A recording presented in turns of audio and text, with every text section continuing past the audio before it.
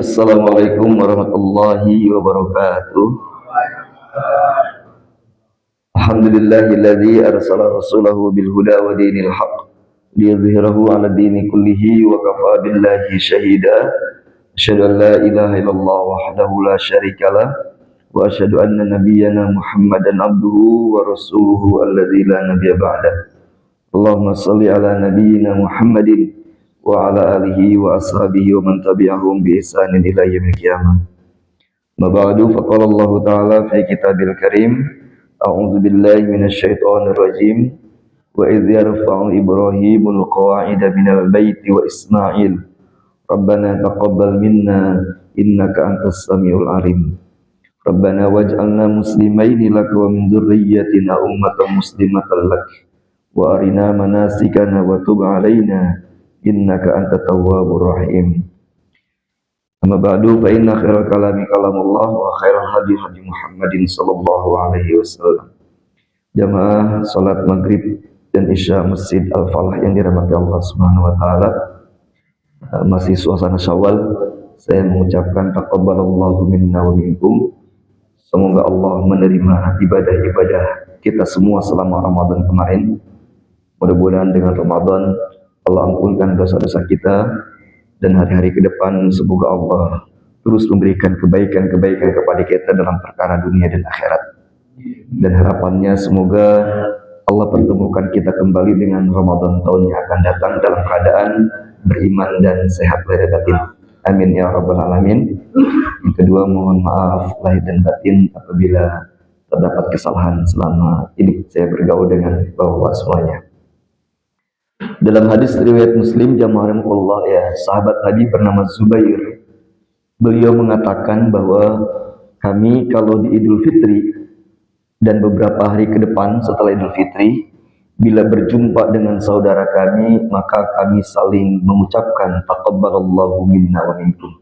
Ya, semoga Allah menerima ibadah kami dan ibadah kalian.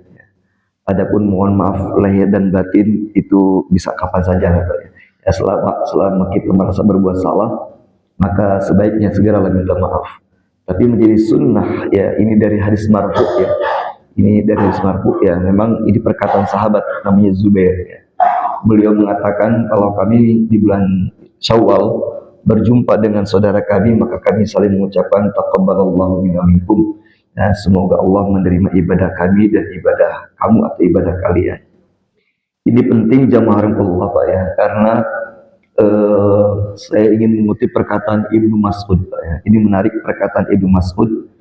Kata Ibnu Mas'ud bahwa satu ibadahku yang diterima oleh Allah, satu salatku yang diterima oleh Allah, lebih aku sukai daripada dunia dan segala isinya.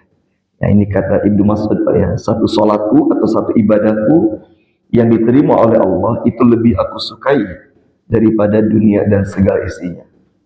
Kenapa demikian, Pak, ya? Ada dua dari kalimat Ibnu Mas'ud ini. Yang pertama, bahwa kita ini nanti masuk surga itu karena ada amal yang diterima Allah. Ya, ya, kalau semua amal kita tidak diterima Allah, maka tidak mungkin masuk surga.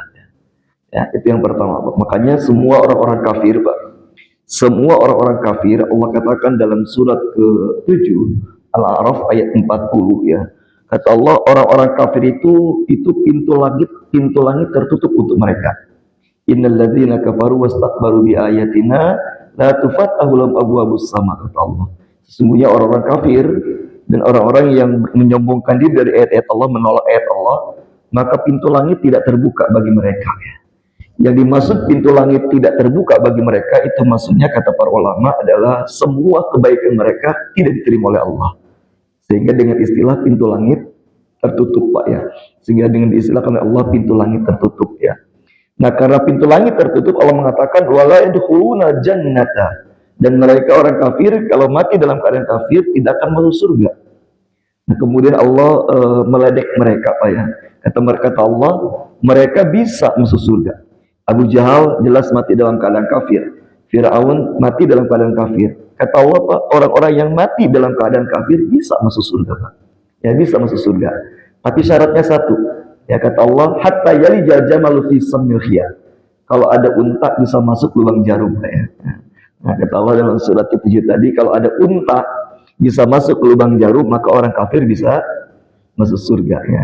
Ini berarti menunjukkan Pak ya, ketika Allah mengatakan orang kafir tidak akan masuk surga selamanya, itu karena pintu langit tertutup. Artinya tidak ada amal yang diterima oleh Allah Subhanahu wa taala.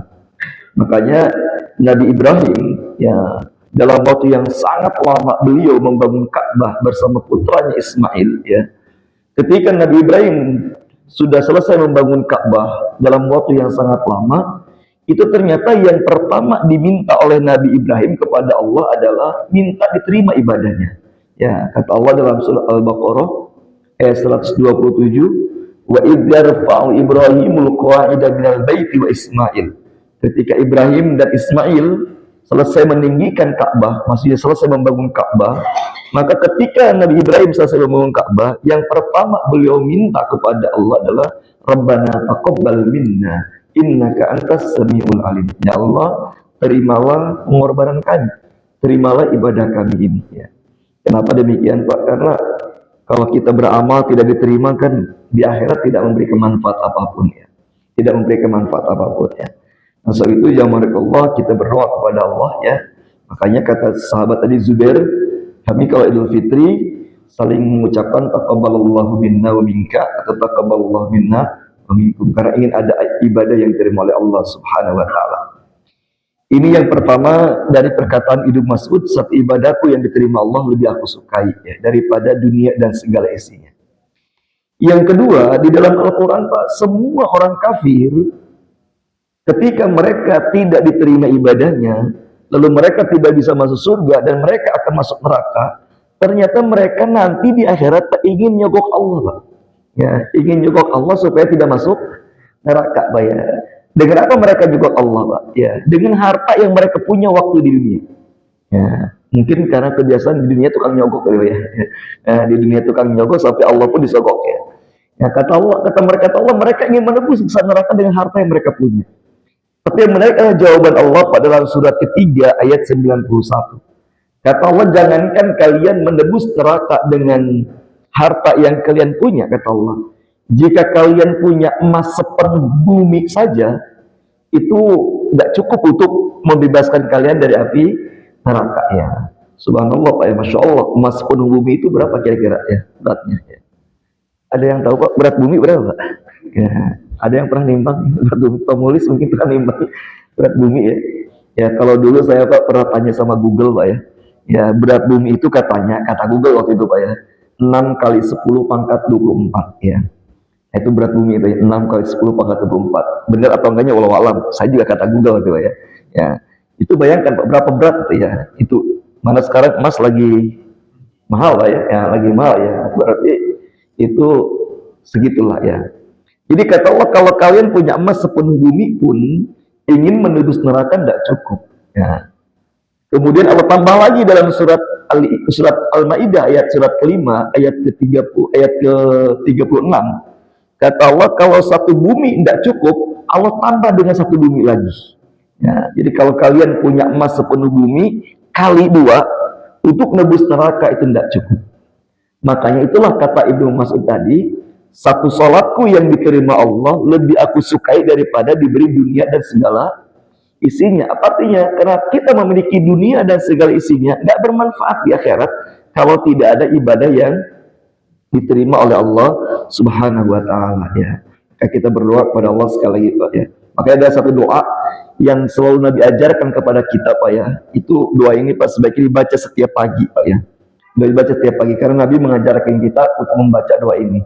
Allahumma inna nas'aluka ilman nafi'an wa rizqan thayyiban wa amalan mutaqabbala ya. Ya Allah, kami meminta kepadamu ilmu yang bermanfaat, rezeki yang baik dan amal yang engkau terima ya. Ini sebaiknya doa ini dibaca setiap pagi Pak. Allahumma inni as'aluka ilman nafi'an wa rizqan thayyiban wa amalan mutaqabbala ya. Nah jemaah Allah, ini kira-kira dari perkataan Ibnu Mas'ud Pak ya. Nah di dalam Al-Quran, di dalam surat Al-Ma'idah ayat ke-27 Allah mengatakan bahwa ibadah yang pasti diterima oleh Allah adalah ibadahnya atau amal solehnya orang bertakwa Ya. Jadi yang pasti diterima oleh Allah itu adalah amalan orang bertakwa. Amalan orang yang beriman itu berpeluang diterima, tapi juga berpeluang ditolak. Tapi kalau amalan orang yang bertakwa pasti diterima oleh Allah ya. Dalam surat Al-Maidah tersebut ayat 27 Allah mengunci, Pak. Allah membatasi dengan kalimat innama. Kata-kata innama itu artinya hanyalah, ya, artinya membatasi. Innama yataqabbalullahu minal muttaqin. Sesungguhnya Allah hanya menerima ibadah dari orang yang bertakwa. Ya. Makanya kalau kita mengatakan di Idul Fitri mengatakan taqabbalallahu minna wa minkum, itu sama dengan kita sedang mendoakan kita dan mendoakan saudara kita supaya jadi orang bertakwa.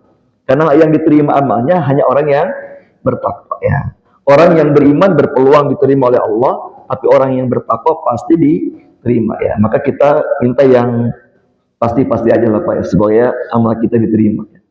Nah, dalam surat kelima tadi ayat 27 Pak, itu kan sedang menceritakan tentang dua anak Nabi Adam. Ya. Dua anak Nabi Adam yang Allah suruh berkurban Pak ya. Yang suruh Allah berkurban ya. Yang satu Habil itu berkurban domba yang paling baik Pak ya. Domba yang tergemuk, domba yang paling gemuk, domba yang paling terbaik lah yang dia punya. Sedangkan kakaknya Kabil itu berkorban untuk Allah sayur-sayuran yang sudah layu Pak ya. Ya, sisa-sisa lah Pak ya, sayur sudah layu ya. Ya. Dan ternyata Pak, ternyata yang diterima oleh Allah kurbannya adalah kurban Habil, yaitu kurban domba ya. Dari mana taunya diterima Pak ya? Masya Allah Pak, ini syariat umat terdahulu dari Nabi Adam sampai Nabi Isa itu kalau berkurban, Pak, kalau berkurban, tanda kurbannya diterima Allah itu pasti kurbannya tersambar petir, tersambar api. Ya, jadi itu ketahuan Pak. Jadi kalau umat Nabi Adam dari Nabi Adam sampai Nabi Isa umat tertentu Pak, kalau kurban itu tanda kurban mereka diterima itu tersambar api, Pak. Itu tersambar api. Makanya orang-orang Yahudi Pak tidak mau beriman kepada Nabi Muhammad SAW karena mereka melihat kalau Nabi Muhammad berkurban, ternyata kurbannya tidak disambar api ya. Berarti bukan Nabi dong ini ya. Kalau Nabi pasti tersambar api ya. Nanti silakan Bapak lihat di Al-Quran ya, surat ketiga ayat 183 ya. Dalam surat Al-Imran ayat 183 ya, itu Allah menyebutkan bagaimana orang-orang Yahudi tidak mau beriman kepada Nabi Muhammad. Salah satu alasannya adalah karena mereka melihat setiap Nabi Muhammad berkurban, kurbannya tidak tersambar api, Pak, tidak tersambar api ya. Nah, makanya ketika Habil dan Kabil berkurban, itu ternyata yang tersambar api itu kurbannya Habil, Pak, ya, kurbannya Habil. Artinya dia memberikan domba yang terbaik ya. Makanya Kabil mengatakan Allah hanya menerima kurban dari orang-orang yang bertakwa ya. Nah, di dalam ayat yang lain ya, kenapa orang-orang bertakwa itu amalnya pasti diterima ya? Kalau orang beriman berpeluang diterima, tapi orang bertakwa pasti diterima. Makanya kita puasa itu kan supaya naik level dari iman jadi takwa. La'allakum tattaqun, supaya kalian bertakwa. Kenapa orang-orang bertakwa itu amalnya pasti diterima? Di dalam surat ke-51 ya, surat Az-Zariyat ayat 15 dan 16 Allah katakan orang bertakwa itu amalnya pasti diterima karena mereka adalah termasuk orang yang muhsin. Muhsin itu artinya orang yang beramal terbaik. Jadi Allah katakan orang bertakwa pasti diterima amalnya dan pasti masuk surga karena Allah katakan dalam surat 51 tadi orang bertakwa itu dulu waktu dunia mereka adalah orang-orang yang muhsin. Innahum kanu qabla dzalika muhsinin. Karena dahulunya mereka adalah orang-orang yang muhsin. Sekali lagi muhsin itu artinya orang yang beramal terbaik Pak ya. Makanya kita hafallah surat Al-Mulk Pak ya, ayat berapa, ayat kedua Pak ya.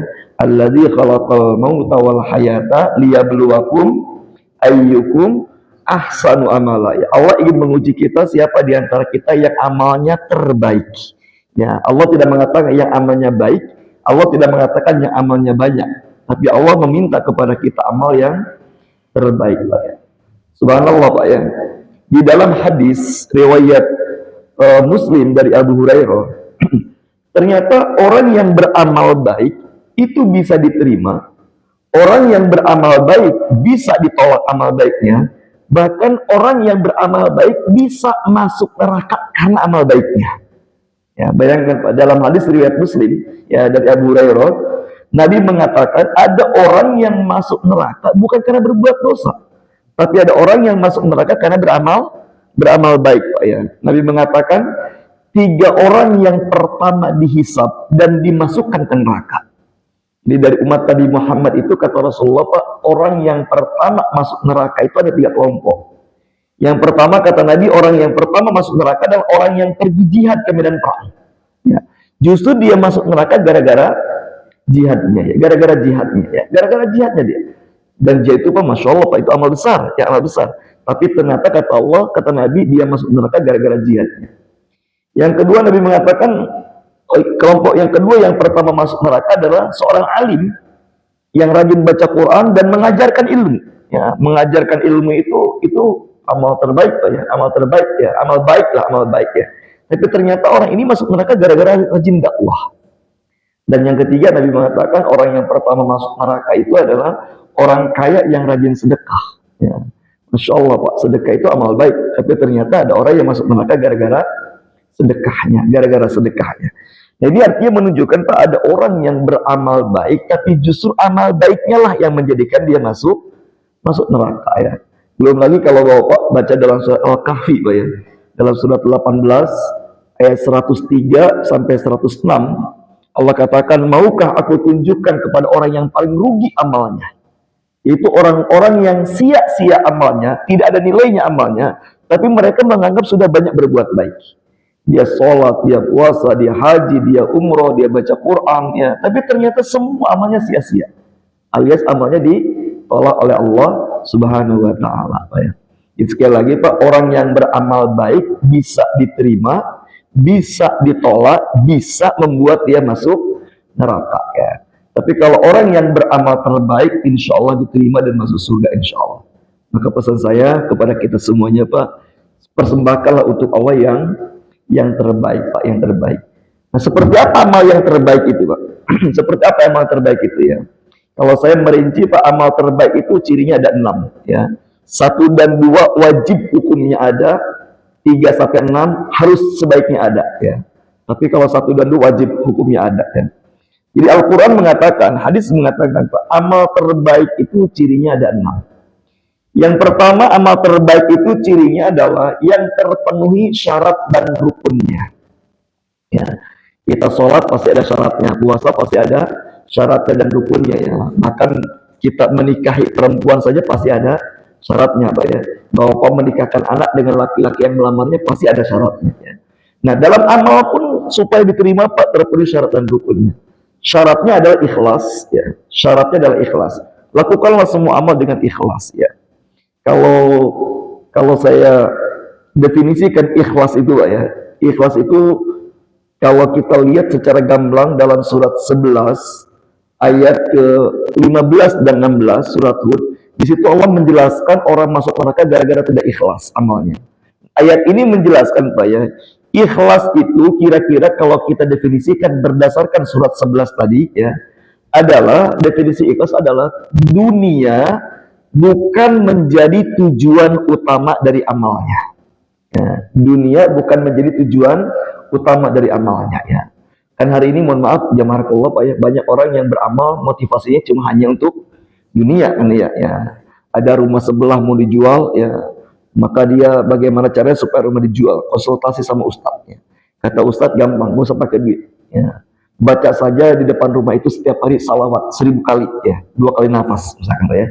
Nah, baca salawat ya.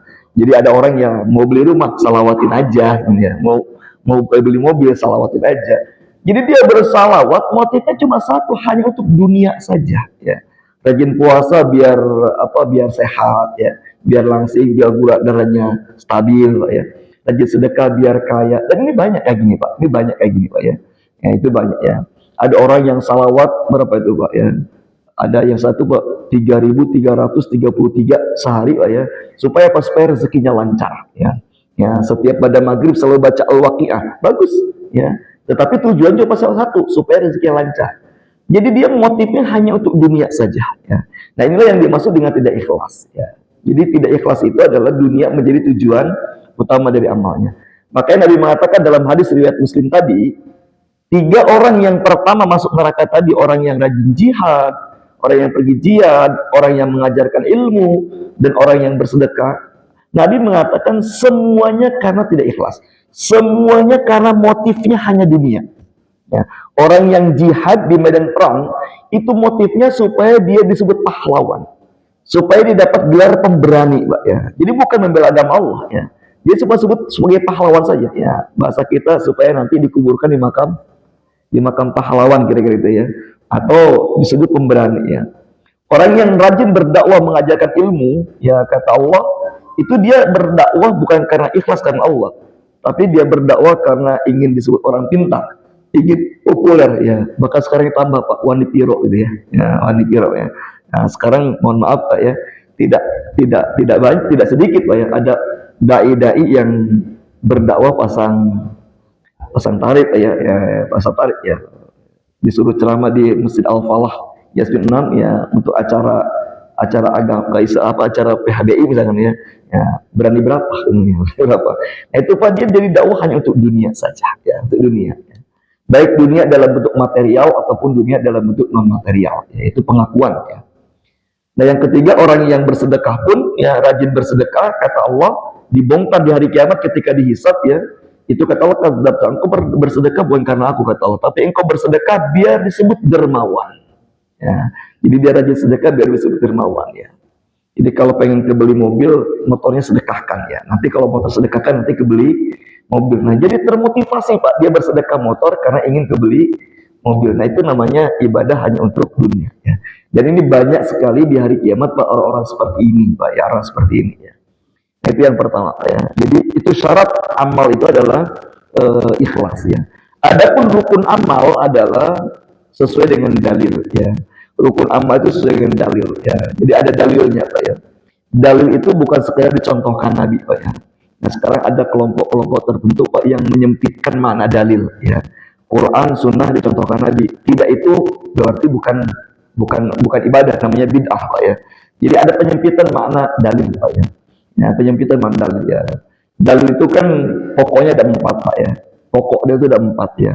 Pertama Al-Quran, yang kedua hadis, yang ketiga ijma ulama, kesepakatan ulama, yang keempat adalah pendapat ulama mujtahid, ya. Ulama mujtahid itu adalah seorang ulama yang dia sudah boleh berfatwa sendiri. Imam Syafi'i, Imam Malik, Imam Ahmad, Imam Hanbal, Imam Abu Hanifah, itu mereka namanya ulama mujtahid. Karena mereka sudah bisa berfatwa sendiri. Karena syarat menjadi mujtahid itu harus menguasai 12 ilmu pokok agama Pak, ya. Bukan hanya tahu tapi menguasai. Makanya abad ini, ya, abad 21 20 ini Pak, sudah tidak ada namanya ulama mujtahid, ya. Tidak ada, ya. Kenapa demikian Pak? Karena tidak ada satupun di dunia ini hari ini Pak, ya, seorang ulama yang menguasai semua 12 ilmu pokok, itu nggak ada, ya. Makanya sekarang ada penyempitan definisi ulama, ya. Ya, misalkan ulama fikih, ya, berarti dia cuma menguasai bidang fikih saja, ya. Ulama tafsir, ulama hadis, ya, ulama bahasa, ulama qiraah, ya. Itu sekarang tidak ada Pak satupun ulama di dunia ini yang menguasai 12. Makanya hari ini tidak ada namanya ulama mujtahid Pak, ya. Contoh misalkan gini Pak, ya. Mungkin bapak-bapak sholat di sini subuh nggak kunut, tapi di tempat lain orang sholat subuhnya pakai kunut. Yang benar yang mana Pak? Yang benar yang mana kira-kira Pak? Ya. Ya. Yang benar, yang tidak benar ya tidak sholat subuh gitu ya. Nah, jadi Pak, yang pakai kunut itu berpendapat kepada Imam Syafi'i dan Imam Malik. Dan Imam Syafi'i, Malik itu sama-sama ulama mujtahid. Yang tidak pakai kunut Pak, itu berpendapat kepada Imam Abu Hanifah dan Imam Ahmad. Dan mereka berempat itu sama-sama ulama mujtahid. Jadi Bapak mau yang mana? Bebas Pak, ya. Mau kunut silakan, nggak kunut juga silakan. Karena itu dalil. Karena ulama mujtahid, ya. Seperti Imam Sudais Pak, ya. Imam Sudais itu beliau pernah jadi imam sholat di Masjid Istiqlal, ya, memimpin sholat Jumat, ya. Begitu beliau memimpin sholat Jumat Pak, itu ternyata begitu baca Al-Fatihah, bismillahnya dijaharkan. Bismillahirrahmanirrahim, alhamdulillahirabbil alamin. Padahal kita tahu Pak, semua imam Masjid Haram Nabawi kalau baca Al-Fatihah, bismillahnya nggak pernah dijaharkan Pak, ya. Kenapa? Karena Imam Ahmad mengatakan tidak ada menjaharkan bacaan basmilah dalam surat Al-Fatihah, dalam Al-Fatihah. Tapi kenapa Imam Sudes begitu ke Indonesia, Pak, memimpin sholat Jumat, bismillahnya dijaharkan? Karena apa? Ya, Imam Imam Malik, ya Imam Ahmad, Pak, itu mengatakan bahwa kalau baca Al-Fatihah dalam sholat itu sebaiknya jangan dijaharkan. Itu pendapat mereka. Tapi Imam Syafi'i mengatakan kalau sholat itu Al-Fatihahnya dijaharkan, Pak, ya. Jadi Imam Sudes ketika di Indonesia, Pak, memimpin sholat Jumat di Masjid Istiqlal, bismillahnya dijaharkan bukan karena menghargai orang Indonesia, bukan, Pak, tapi karena beliau tahu dalil, tahu dalil. Beliau tahu Indonesia itu mayoritas bermazhab Syafi'i, dan Imam Syafi'i baca Al-Fatihahnya sebaiknya dijaharkan, Pak. Jadi beliau, Pak, berubah, ya. Kalau di sini dijaharkan, di sana enggak, Pak. Tapi itu boleh. Kenapa? Karena dua-duanya adalah berdasarkan pendapat ulama mujtahid, Pak, ya. Mujtahid, Pak, itu namanya dalil, Pak, ya. Itu namanya dalil, Pak, ya. Nah, apalagi hari ini, Pak, maaf, Pak, ya. Hari ini ada kelompok kaum muslimin yang gemar berdakwah, dia selalu menggunakan hadis sahih, harus menggunakan hadis sahih. Kita sepakat harus menggunakan hadis sahih. Tapi sayang, yang sahih itu menurut satu ulama dia saja, ya. Sementara ulama hadis kan di dunia ini sangat banyak. Pokoknya kalau nggak disahihkan ulama dia, Pak, itu berarti tidak sahih, gitu, ya. Berarti tidak sahih, Pak, ya. Ini saya baru beberapa hari yang lalu, Pak, mengkaji hadis, Pak, ya. Kan ada satu kelompok mengatakan bahwa setelah kita berdoa angkat tangan ini, Pak, ya, setelah berdoa angkat tangan ini, itu perkara bid'ah kalau kita ngusap wajah, Pak, ya, ngusap wajah, Pak, ya, itu perkara bid'ah, ya. Jadi kalau Nabi itu kalau berdoa itu nggak pernah, setelah selesai berdoa tidak pernah usap wajah. Masya Allah, Pak, ternyata ada hadisnya riwayat Tirmizi, ya. Jadi Nabi itu ternyata kalau berdoa angkat tangan itu tidak meletakkan tangan sebelum mengusap wajahnya, Pak, ya.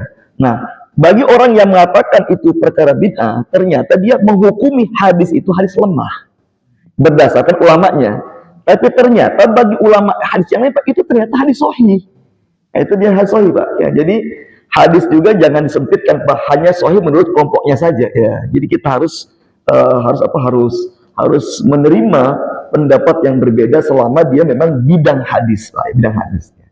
Nah, ini jamar kolop, Pak, ini yang pertama, ya. Jadi amal terbaik itu cirinya adalah yang terpenuhi syarat dan rukunnya, ya. Syarat beramal itu ikhlas, rukun amal itu pakai dalil, ya, pakai dalil, Pak, ya. Sekali lagi, inti dari itu ada 4, Pak, ya. Al-Quran, hadis, ijma ulama, dan pendapat ulama mujtahid, ya, ulama mujtahid, Pak, ya, ulama mujtahid. Dan Imam Syafi'i itu muridnya Imam Malik, itu banyak perbedaan dengan gurunya. Imam Ahmad muridnya Imam Syafi'i. Imam Ahmad mengatakan kunut gak boleh dalam subuh. Imam Syafi'i guru yang mengatakan kunut sunnah. Tapi mereka tidak saling menyalahkan, Pak, karena mereka mengetahui bahwa inilah pendapat yang dibolehkan, ya, dibolehkan. Nah, ini yang pertama, Pak, ya. Jadi amal terbaik itu cirinya adalah yang terpenuhi syarat dan rukunnya. Yang kedua, amal terbaik itu cirinya Allah katakan yang terbebas dari sifat amal orang munafik. Ya, yang terbebas dari sifat amal orang munafik, ya. Dan mungkin saja, Pak, kita ini bisa terkena virus kemunafikan. Mungkin saja, ya. Kita ini bisa terkena virus kemunafikan. Tapi kalau bisa, Pak, dalam beramal jangan sampai ada sifat orang munafik, ya. Nabi, Pak, cuma memberikan satu garansi, Pak, ya. Nabi memberikan satu garansi. Orang yang akan terbebas dari sifat munafik itu cuma satu kelompok manusia, Pak, ya. Kata Nabi, barang siapa yang sholat berjamaah selama 40 hari tanpa sekalipun tertinggal takbiratul ihram dengan imam, ya, itu Allah kata Nabi katakan akan dibebaskan dari sifat munafik, ya. Jadi zaman kalau kita ingin terbebas dari sifat munafik, kata Nabi, caranya adalah kita sholat berjamaah di masjid selama 40 hari tidak sekalipun masbuk, ya, tidak sekali masbuk, ya. Nah, ini mungkin bagi bapak yang sudah pensiun mungkin bisa, Pak, ya. Nah, yang sudah pensiun nggak banyak kegiatan bisa, Pak, ya. Tapi yang sudah pensiun banyak kegiatan masih agak repot juga, gitu, ya. Nah, di bapak, ya. Nah, Ustaz Ahmad kayaknya udah lebih dari 40 hari nggak pernah masbuk, ya. Karena tukang azan, ya. Udah bukan 40 tahun, jangan-jangan. Masya Allah, ya. Ya, Imam Ahmad itu, Pak, ya, Imam Ahmad itu, Pak, selama 40 tahun beliau tidak pernah masbuk berjamaahnya. Masya Allah, Pak. 40 tahun tidak pernah masbuk, ya, sekalipun, ya. Ya, jadi kata Nabi, ya, siapa yang bisa sholat berjamaah, ya, sholat berjamaah selama 40 hari 40 malam tanpa tertinggal sekalipun takbiratul ihram dengan imam, maka dia akan terbebas dari sifat munafik ya. Masya Allah Pak ya. Dan ini ternyata perkara yang berat ini Pak ya. Ya, saya nyoba ya, kadang-kadang udah berapa hari masbuk gitu ya, masbuk sulit ya. Nah, gimana? Gimana Pak? Nggak boleh ada masbuk sekalipun ya. Ya, kalau masbuk sekali ya ulangi dari pertama lagi Pak ya. Ulangi dari pertama lagi ya. Ini kalau kita ingin membebaskan diri kita dari sifat munafik Pak ya. Ada sifat munafik ya. Ya, saya ingat waktu jadi santri di pesantren Pak, insya Allah nggak pernah masbuk. Tapi itu karena dipaksa sama petugas ya. Kalau enggak dikira hukum gitu Pak. Jadi bukan karena ikhlas ya, tapi karena pemaksaan ya, karena pemaksaan Pak ya. Ini ya mudah-mudahan kita bisa lah ya. Ya saya doakan Bapak ini terutama yang sudah pensiun ini ya, ya akan tidak banyak kegiatan. Semoga jagalah 40 hari 40 malam sholat berjamaah di sini tanpa sekalipun masuk ya, tanpa sekalipun masuk. Makanya jamaah kalau Pak, sunnahnya kalau kita sedang sholat sunnah kemudian qomat berkumandang, maka sebaiknya sholat sunnahnya dibatalkan. Tujuan cuma satu Pak, supaya kita nggak ketinggalan takbiratul ihram bersama imam kita aja, sebetulnya tujuannya Pak ya, supaya nggak ketinggalan takbiratul ihram. Jadi jangan memaksakan sholat sunnah padahal qomat sudah dikumandangkan. Supaya apa Pak? Karena mengikuti imam tidak tertinggal takbiratul ihram itu lebih utama daripada sholat sunnah, daripada sholat sunnah ya. Dan di kita kan sudah ada timer Pak ya, bisa dihitung lah ya. Kira-kira kalau waktunya tinggal 40 detik ya jangan memaksakan sholat Pak ya, jangan maksakan sholat kira-kira ya. Ya kira-kira seperti itu.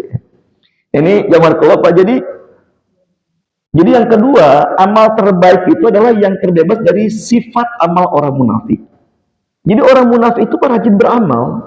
Di Al-Quran Pak, yang malas beramal itu namanya orang fasik. Ya, orang fasik di dalam surat Al-Baqarah ayat 26 dan 27 itu digambarkan orang fasik adalah orang yang malas beramal. Tapi orang munafik bisa rajin beramal. Bahkan orang munafik bisa lebih banyak amalnya dibanding kita. Tapi kenapa orang munafik amal jadi tolak Pak? Karena mereka memiliki karakter dalam beramal ya. Makanya kalau kita ingin diterima amal kita, maka bebaskan saat kita beramal apapun, bebaskan dari sifat amal orang munafik. Allah katakan sifat amal orang munafik itu ada 3 Pak ya. Ada 3 ya, apalagi kalau ada 3-3-nya. Satu di antara 3 aja saja ada, itu sudah termasuk amal orang, karakter orang munafik ya. Allah jelaskan dalam surat keempat ayat 142 ya. Innal munafiqina yukhadi'una Allah wa huwa khadi'uhum wa idza qamu ila sholati qamu kusala yura'una an-nasa wa la yadhkuruna Allah illa qalila. Dalam ayat ini Allah sebutkan 3 ciri amal orang munafik. Yang pertama adalah mereka kalau beramal malas dan terpaksa. Ya, malasan dan terpaksa ya. Ya tidak semangat lah ya, tidak semangat ya. Rasulullah mengatakan Allah melaknat orang yang mendatangi sholat, orang yang mengerjakan sholat dengan malas-malasan ya. Ya kira-kira sholatnya melehoy lah Pak ya. Ya, sholatnya melehoy ya.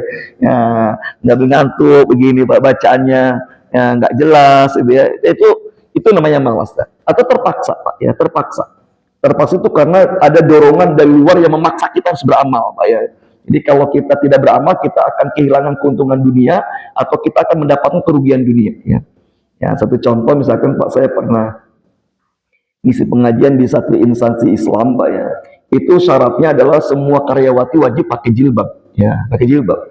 Tapi kalau di luar jam kerja, kalau udah pulang Pak, mereka lepas jilbabnya. Ya. Nah itu namanya terpaksa Pak ya, karena daripada dipecat lah katanya. Nah itu namanya terpaksa. Jadi dia melakukan itu akan ada motif duniawi sehingga dia tidak ingin kehilangan dunia atau ingin dapat dunia, maka dia memaksakan itu namanya terpaksa ya. Allah katakan dalam surat ke-9 At-Taubah ayat ke-54 yang menjadikan orang munafik amalnya tidak diterima Allah karena mereka mengerjakan amal dengan malas-malasan, dan yang kedua mereka mengerjakan amal dengan terpaksa ya. Tapi memaksakan diri beramal harus, yang nggak boleh adalah terpaksa. Sekali lagi Pak, kalau terpaksa itu karena ada motif duniawi yang kita tidak ingin kehilangan Pak, itu namanya terpaksa Pak ya.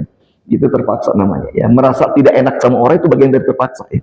Ya yang lain pada baca Quran waktu itikaf, masa saya tidur, nah udah baca Quran aja lah, yang nggak enak sama yang lainnya, itu namanya terpaksa Pak ya. Itu yang terpaksa. Ini yang pertama, sama orang munafik itu adalah malas dan terpaksa. Yang kedua Allah katakan sifat amal orang munafik itu adalah riya, Pak. Ya, riya ya.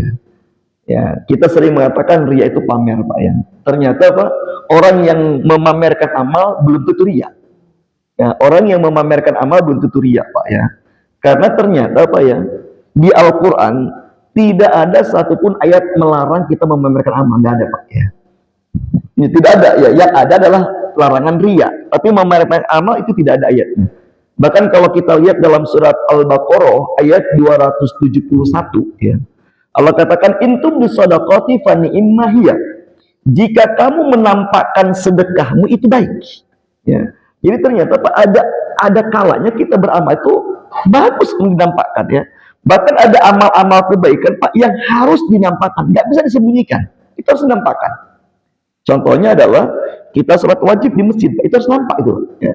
Jangan sampai nanti ya gara-gara dapat pengajian dari ustadz, amal terbaik ada yang disembunyikan. Pulang ke rumah dia bertekad, saya tidak akan ke masjid lagi sholatnya. Karena tidak ingin kelihatan, kan nggak betul ya. Tidak betul ya. Ya. Menikah Pak, menikah dan menikah lagi itu harus nampak Pak. Ya, ya baik menikah ataupun menikah lagi harus diumumkan ya. Kata Nabi, umumkanlah pernikahanmu walaupun hanya memotong seekor kambing, Pak. Jadi nikah itu nggak boleh disembunyikan, harus dinampakkan ya, biar menghindari fitnah ya. Ya gitu. Jadi kalau bapak yang mau nikah lagi, Pak itu minimal diumumkan sama jamaah yang mohon doa ya, saya mau nikah lagi kan gitu ya. Jadi nggak bisa disembunyikan, Pak. Haji umroh itu nggak bisa disembunyikan ya. Ya, minimal yang tahu adalah satu rombongan kan Pak ya, satu rombongan ya. Jadi ada ama-ama yang nggak bisa disembunyikan. Bahkan Pak, bisa jadi ada orang yang mendapat hidayah karena kita memamerkan amal. Ya, bisa jadi ada orang yang dapat hidayah karena memamerkan amal ya. Contoh misalkan bahwa Bapak pergi umroh, kemudian kan sekarang sudah zamannya Pak ya. Ya sudah zamannya share-share apa, share-share foto dan amal soleh kan sudah zamannya sekarang Pak ya. Ya Bapak lagi umroh, kemudian difoto di sana ya, di depan Ka'bah, di-share di medsos. Ternyata ada orang yang mendapat hidayah Pak. Ya, selama ini dia nggak pernah kepikir pengen umroh. Tapi begitu lihat Bapak umroh, ternyata dia pengen umroh. Kan mungkin saja Pak ya. Nah, berarti ria itu bukan sekedar memamerkan Pak ya. Jadi ria itu Pak ya, ini itu adalah memamerkan amal karena ada rasa kebanggaan dia sudah beramal, atau dia memamerkan amal karena dia hanya ingin mendapat respon positif dari pihak lain. Di dalam bahasa kita ingin dapat validasi Pak ya. Nah, itu namanya ria ya. Jadi pesan saya Pak ya, pesan saya, janganlah kita memamerkan amal kalau kita tidak siap dengan respon negatif dari orang lain ya. Ya, misalkan ada orang yang beramal Pak, beramal pergi umroh ya, kemudian dia share foto dan kegiatan di sana ya. Ya, itu banyak komentar positif, ya, mendoakan kebaikan dan sebagainya. Kita senang. Tapi begitu ada satu orang yang komentar negatif ya, misalkan, lah Pak nggak usah dipamerkan, orang juga pada umroh biasa aja nggak dipamerin. Di hati kita ada rasa tidak suka, ya itu riya namanya Pak. Itulah namanya riya ya. Jadi riya itu adalah bukan sekedar memamerkan amal, tapi memamerkan amal diiringi dengan rasa bangga atau memamerkan amal diiringi dengan butuh hanya ingin dapat respon positif saja. Dia tidak siap dengan respon negatif Pak ya. Rasulullah mengatakan Pak ya, inna likulli dzi ni'matin mahsudin. Setiap kebaikan yang kita lakukan, setiap nikmat yang kita punya Pak, itu mesti ada orang yang hasud. Ya, itu Nabi sudah mengklaim itu Pak ya. Jadi jangankan kita Pak, Nabi saja ibadahnya sempurna, akhlaknya sempurna, ada nggak yang tidak suka sama Nabi Pak? Dan apalagi kita, ya, apalagi kita ya. Padahal Nabi itu sempurna. Maka Nabi mengatakan, setiap kebaikan yang kita lakukan, setiap nikmat yang kita punya, itu mesti ada orang yang tidak suka. Bisa ada yang tidak suka. Nah, orang yang tidak suka itu sangat mungkin dia menampakkan ketidaksukaannya. Makanya kalau kita tidak siap dengan respon negatif dari pihak lain, nggak usah dipamerin, ya, nggak usah dipamerin. Kira-kira demikian. Pak, ini yang kedua, ciri amal orang munafik adalah riya. Enggak usah.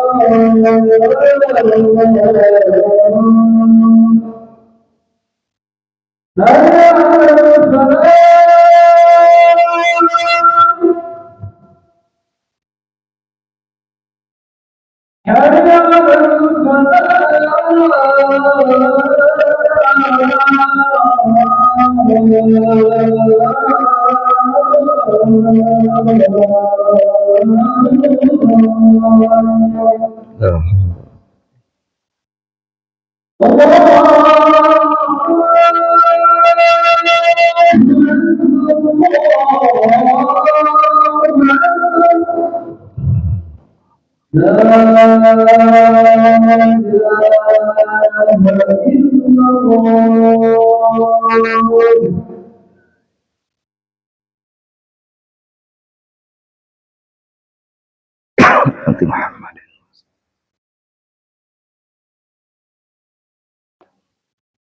Baik, kita lanjutkan Pak ya. Jadi yang kedua ya, orang munafik itu kalau beramal pertama tadi malas atau terpaksa, yang kedua kadang dia riya ya, memamerkan diiringi dengan bangga atau ingin mendapatkan apresiasi positif ya. Nah yang menarik adalah Pak Aisyah pernah bertanya kepada Rasulullah SAW, wahai Rasulullah, bagaimana sikap kita kalau ada orang yang menceritakan amalnya atau memamerkan amalnya? Ya, misalkan ada orang cerita, Pak, alhamdulillah ya saya baru pulang umroh nih seminggu yang lalu ya. Saya ikut membangun masjid ini, nyumbang, misalkan diceritakan amalnya, Pak ya. Nah, bagaimana kata Aisyah respon kita, Pak ya? Dan sangat mungkin Pak, ada orang yang menceritakan kebaikannya kepada kita, sangat mungkin Pak ya. Nah, itu ternyata ada dalilnya Pak ya. Bagaimana kata Aisyah? Nah, Rasulullah mengatakan Pak ya, kalau ada orang yang menceritakan, memamerkan amalnya kepada kita, maka ucapkanlah kepadanya, itu surat ke-9 ayat 105 ya. Allah katakan i'malu fasayarallahu amalakum wa rasuluhu wal mu'minun ya. Ini ayat ini Pak, ini turun atas jawaban Aisyah kepada Rasulullah ketika bertanya bagaimana sikap kita kalau ada orang yang memamerkan amalnya. Kata Allah, i'malu, katakanlah, teruslah kamu beramal, nanti Allah, Rasul serta orang beriman akan melihat hasil amalmu pada hari kiamat. Apakah kamu ikhlas atau tidak ikhlas itu kami baru tahu akan tahu hanya di hari kiamat. Tapi sekarang teruslah beramal. Nah, jadi artinya Pak, tetap kita motivasi, tapi kita tidak bisa menilai. Ya, jadi kalau ada orang mengatakan teruslah beramal. Ya, malu teruslah beramal. Ya, tapi kami nggak tahu amal kamu ikhlas atau tidak ikhlas, karena kami hanya akan tahu amalmu ikhlas atau tidak ikhlas nanti di hari kiamat Pak. Jadi kalau ada orang yang memamerkan amal Pak, jangan difonis riya ya. Oh, ini orang sudah riya memamerkan amal. Jelas kita sudah seuzon Pak ya. Ya, jelas sudah seuzon Pak. Karena sekali lagi ada orang yang memamerkan amal justru dapat pahala besar ya. Ya. Kalau kita katakan saya tidak suka dengan orang yang memamerkan amalnya, ngapain amal dipamerkan? Kita sudah terkena penyakit hasud dengan kebaikan orang lain ya. Makanya tidak boleh katakan riya dan juga tidak boleh tidak suka Pak. Kata Nabi cukup katakan teruslah kamu beramal ya. Allah, Rasul dan orang beriman akan melihat hasil amalmu di hari kiamat. Artinya tetap kita dorong supaya dia terus beramal Pak ya. Itu yang kedua, sifat amal orang munafik adalah riya. Dan yang ketiga Allah katakan sifat amal orang munafik itu adalah wala yadhkurunallaha illa qalila. Mereka mengerjakannya minimalis atau asal-asalan ya. Ya, mengerjakannya minimalis asal-asalan ya. Makanya sekali lagi jamar kuat Pak ya. Allah katakan fawailul lil musallin. Celakalah orang-orang yang sholat. Kenapa mereka celaka dengan sholatnya? Karena mereka mengerjakannya asal-asalan. Mereka minimalis. Allah katakan dalam bahasa Quran namanya sahun. Mereka lalai. Ya, mereka lalai.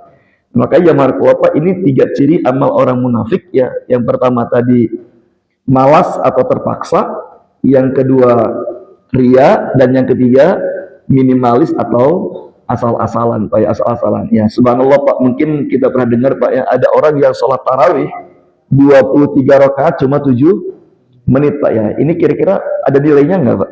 Ya, ini termasuk amalan orang munafik Pak ya, karena mengerjakan asal-asalan. Apalagi Nabi memberikan ancaman yang keras. Kata Nabi, sejahat-jahatnya pencuri adalah pencuri dalam sholat Pak ya. Jadi kalau ada orang yang korupsi 10 triliun Pak, itu tidak lebih jahat dibanding orang yang sholatnya yang mencuri dalam sholat ya. Di mata Allah Pak ya, di mata Allah Pak ya. Di mata Allah, kalau di mata manusia tetap yang korupsi tetap tidak bagus juga, sama-sama jelek ya. Tapi lebih buruk orang yang korupsi di dalam sholat. Apa yang dimaksud pencuri dalam sholat Pak ya? Kata Nabi, pencuri dalam sholat itu adalah gerakannya belum sempurna sudah ganti gerakan ya, bacaannya belum sempurna sudah buru-buru ganti gerakan ya. Kata Nabi dalam bahasa hadis, kama yankul ghurab adam, seperti burung gagak mematuk darah Pak ya, takut. Itu namanya pencuri dalam sholat ya. Hak Allah saja dicuri, apalagi hak makhluk ya, hak Allah aja dicuri. Maka kata Nabi, sejahat-jahatnya pencuri adalah pencuri dalam sholat. Nah ini kira-kira jamarkullah Pak ya, ini dua ciri yang wajib ada dalam amal kita ya. Karena dipastikan kalau dua ciri ini ada, itu insya Allah diterima Pak ya. Adapun besar kecilnya pahala Pak, itu tergantung nomor 3, 4, 5, dan 6 ya. Sekali lagi yang wajib ada itulah pertama terpenuhi syarat dan rukunnya, yaitu ikhlas dan pakai dalil. Yang kedua terbebas dari sifat amal orang munafik ya. Adapun yang pasti diterima besar pahalanya adalah yang ketiga adalah Pak, dilakukan di waktu terbaik ya. Dilakukan di waktu terbaik ya. Kalau sholat waktu terbaik di awal waktu Pak ya. Waktu terbaik di awal waktu. Baca Quran waktu terbaik di malam hari. Zikir pagi petang yang terbaik pada subuh dan pada asar gitu Pak ya. Jadi pada subuh itu Pak yang paling terbaik itu bukan baca Quran. Waktu yang terbaik itu adalah membaca zikir pagi. Begitu pula pada asar Pak ya. Jadi ada waktu terbaik. Salat duha kata Nabi, waktu yang paling terbaik adalah ketika matahari sudah sangat panas ya, di atas jam 10 lah ya. Jadi salat duha itu yang terbaik adalah di atas, kalau di kita jam 10 ke atas lah, ketika matahari sudah panas. Ya salat duha jam 7 sudah boleh ya. Jam 8 sudah boleh, tapi waktu yang paling terbaik adalah ketika matahari sudah panas. Bahasa Nabi, ketika anak unta sudah bangun dari berjemurnya ya, karena pasirnya sudah panas, matahari sudah panas ya. Ya kalau di kita mungkin sudah terasa panas jam 10-an ya. Walaupun tadi pagi Pak jam 8 sudah kerasa panas gitu ya. Ya saya tadi ngajar pakai motor jam 8 udah kerasa menyengat panasnya. Nah kalau udah menyengat ya silakan aja Pak itu ya. Itu dikerjakan di waktu terbaik Pak ya. Yang keempat Pak, amal terbaik itu cirinya adalah Pak yang dikerjakan dengan sempurna ya. Ya sempurna itu terpenuhi sunnah-sunnah dan adabnya ya. Sunnah-sunnah dan adabnya. Bahwa Pak baca Quran tidak punya wudhu, tidak tutup aurat, sah Pak. Ya boleh. Ya baca Quran tidak punya wudhu, sah. Ya perempuan baca Quran tidak tutup aurat, sah. Tapi itu tidak sempurna karena tidak terpenuhi adabnya ya. Jadi terpenuhi sunnah-sunnah dan adabnya, itulah yang namanya sempurna. Kalau sholat misalkan Pak qobliyah, ba'diyah dan zikirnya dikerjakan lah ya, kira-kira begitu ya. Itu yang keempat. Yang kelima, amal terbaik itu adalah yang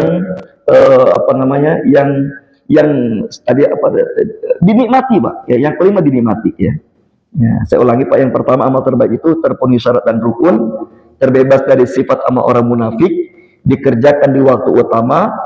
Terus yang keempat yang sempurna, yang kelima yang dinikmati ya.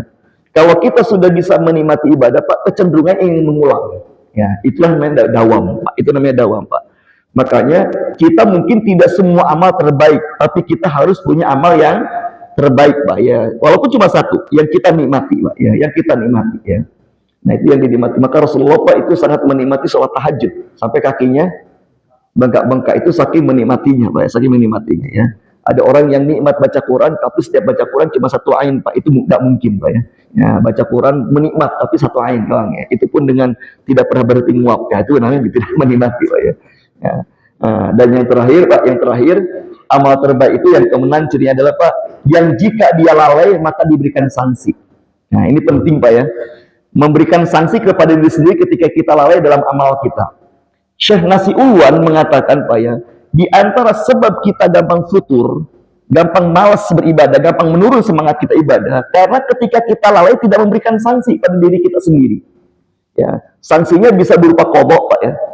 Makanya ada ibadah-ibadah sunnah yang sudah rutin biasa kita kerjakan. Jika di hari itu kita tidak bisa mengerjakan apapun alasannya, ya jangan ditoleransi, Pak. Tetap disanksi. Salah satunya adalah qadha. Ya, misalkan Bapak tadi malam kesiangan sholat tahajud, Pak. Kata Nabi apa, Pak? Qadha di waktu duha. Ya, jadi Bapak sholat tahajud di waktu duha, niatnya mengqadha, ya. Bapak-bapak yang biasa puasa Senin Kemis, hari Senin ini nggak bisa puasa karena ada undangan makan dari DKM misalnya, ya batalkan saja. Nanti qadha di hari Selasa, ya. Bapak yang biasa sholat duha, ya, yang biasa sholat duha, ternyata hari ini nggak bisa sholat duha karena agenda padat, Pak. Kata para ulama, itu boleh diqadha pada zuhur, boleh pada zuhur, Pak. Jadi kita mengqadha sholat duha pada zuhur. Tapi sekali lagi, Pak, diqadha itu hanya boleh dilakukan saat amal itu sudah rutin dikerjakan, Pak ya. Sudah itu dikerjakan, Pak ya. Seperti Nabi, Pak. Kenapa Nabi memperbanyak puasa di bulan Sya'ban, ya? Dan Nabi itu kan kata Bilal, kata Aisyah, tidak ada bulan yang paling banyak Nabi berpuasa kecuali di bulan Sya'ban. Kenapa Nabi memperbanyak puasa bulan Sya'ban? Ternyata salah satu niat Nabi adalah mengqadha ayyamul bid yang beliau tinggalkan. Ya, jadi Nabi itu dalam 11 bulan ke belakang ada berapa hari Nabi yang tidak ayyamul bid, maka Nabi mengqadhanya di bulan Sya'ban, ya. Sama seperti Pak, ayyamul bid di bulan Zulhijjah, itu kan tanggal 13 nggak boleh kita puasa kan? Masih tasyrik kan, ya. Maka kapan mengerjakannya, Pak? 14, 15, dan 16. 16 ini, Pak, bukan ayyamul bid, tapi mengqadha yang tanggal 13, Pak. Jadi sekali lagi ibadah-ibadah sunnah yang terbiasa Bapak lakukan, terlalaikan, Pak, itu bisa diqadha. Nabi pernah mengqadha ba'diyah zuhur setelah asar, ya. Nabi ketika habis sholat zuhur pulang ke rumah Aisyah, begitu Nabi mau sholat ba'diyah zuhur, ternyata ada tamu, ada sahabat yang menitipkan uang sedekah untuk dibagikan. Maka Nabi mau bagikan sedekah dulu sampai waktu asar. Begitu Nabi sholat asar ke masjid, habis itu Nabi pulang ke rumah istri yang lain namanya Maimunah, Pak. Ya, nyampe rumah Maimunah habis asar, Nabi sholat 2 rakaat. Maimunah bingung istri Nabi, kok Nabi sholat 2 rakaat pada asar. Nah, begitu selesai sholat 2 rakaat pada asar, kata Maimunah, Rasulullah sholat apa itu 2 rakaat? Kata Nabi, aku mengqadha ba'diyah zuhur yang tadi tidak aku lakukan. Ya. Itu zaman apa? Jadi amal-amal yang sudah rutin biasa kita kerjakan, kalau kita lalai itu bisa disanksi dengan cara diqadha. Atau bisa jadi sanksinya dengan cara double. Ya, misalkan Bapak setiap hari sholat duha biasanya 4 rakaat, hari ini nggak bisa, maka besoknya jadi 8 rakaat. Ya, jadi 8 rakaat, ya. Ya, Bapak biasa setiap malam baca Al-Muluk, tadi malam kelewat nggak bisa baca, itu bisa dibaca di waktu duha, diqadha, atau dibaca besok malam 2 kali, Pak. Itu lebih double, ya. Atau yang ketiga, Pak, memberi sanksi itu dengan cara diganti dengan ibadah lain, ya. Diganti ibadah lain. Umar bin Khattab, Pak, pernah terlalaikan sholat asar berjamaah. Ya, jadi satu hari Umar itu terlalai sholat asar berjamaah. Nah, maka Umar tidak mentoleransi kelalaiannya. Umar memberi sanksi kepada dirinya dengan cara menginfakkan 1 kotak kebun kurmanya. Ya, jika misalkan Pak Wi terlambat sholat asar, ya, langsung diinfakkan Innovanya 1, ya, kira-kira itu, ya. Langsung 2, Pak. Oh, Masya Allah, luar biasa, ya. Jadi ini, Pak, ini kata Syekh Nasi Uwan, kelemahan kita ini, Pak, kenapa kita gampang hilang semangat beramal itu? Karena kalau kita lalai, tidak suka memberikan sanksi pada diri kita, ya. Sekali lagi, sanksi dari kelalaian kita, Pak, dari amal itu pertama bisa berupa qadha, bisa berupa dengan didouble, atau diganti dengan ibadah yang lain. Hari ini nggak bisa duha, dan besok juga kayak masih sibuk juga, ya ganti, misalkan memperbanyak zikir. Saya memperbanyak zikir sebagai pengganti sholat duha. Itu penting, Pak. Itu berarti namanya dia menjadikan amal terbaiknya, ya, amal terbaiknya. Nah, mudah-mudahan kita memiliki banyak amal yang terbaik di mata Allah Subhanahu wa taala, ya. Kalaupun tidak banyak, minimal 1 saja kita punya amal terbaik yang terpenuhi 6 ciri tadi, Pak. Itu insya Allah pasti diterima oleh Allah Subhanahu wa taala, dan itu modal kita masuk surganya Allah Subhanahu wa taala. Sekali lagi, semoga Allah menerima setiap amal yang kita lakukan, Allah mengampuni setiap dosa yang kita lakukan. Hadanallahu wa iyyakum ajmain. Mari kita tutup dengan doa penutup majelis. Subhanakallahumma bihamdika asyhadu an la ilaha illa anta astaghfiruka wa atubu ilaik. Mohon maaf atas segala kekurangannya. Wassalamualaikum warahmatullahi wabarakatuh.